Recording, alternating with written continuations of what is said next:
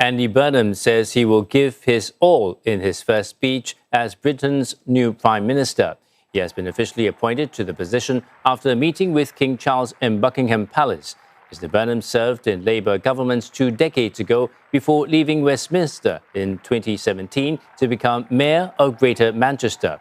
The 56-year-old says that he has unfinished business on the national stage and has promised to provide more breathing room for the country.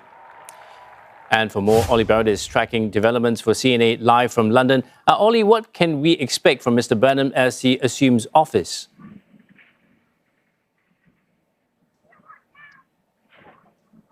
Well, one of the things we're told by Andy Burnham and those around him is that he will have a major focus on domestic issues, but at the same time, he comes to power at a time when there is a very challenging geopolitical environment. He comes into office as the US attacks on Iran appear to be escalating. That could lead to difficult decisions for Andy Burnham about to what extent the Americans may or may not be allowed to use British bases for some of those ongoing strikes. He also comes into office when the Chinese firm Jingye is saying that it may well take legal action against the British government over its nationalisation of British steel. There is still a war going on in Ukraine, and President Zelensky appears to be Andy Burnham's first phone call since becoming Prime Minister. So while he will have that domestic focus as much as he possibly can, those around him know that there are some very difficult challenges ahead on the international scene as well.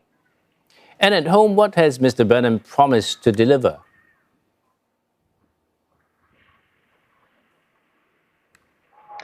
He made a first promise in the very first speech he gave as Prime Minister, which is that he's going to instruct his staff to end rough sleeping. So a focus on homelessness we know already. He also says that on Tuesday he will set out some plans to ease cost of living pressures for British people. We don't yet know what those are, but he'll set those out on Tuesday. And he also says later in the year there will be a 10-year plan for Britain that he will put together. We know that he wants to devolve power from London, here in Westminster, to the regions, to the towns and cities and local governments up and down the country. We know he wants to get more economic growth going. That has been a challenge that his predecessor wasn't really able to achieve in the way that Keir Starmer would have liked. He knows that immigration remains a key focus for many voters. The National Health Service still needs a lot of work. So his domestic in-tray, as challenging at least as that international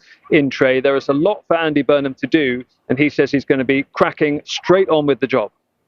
Thank you very much for that update. Olly Barratt for CNA, live from London.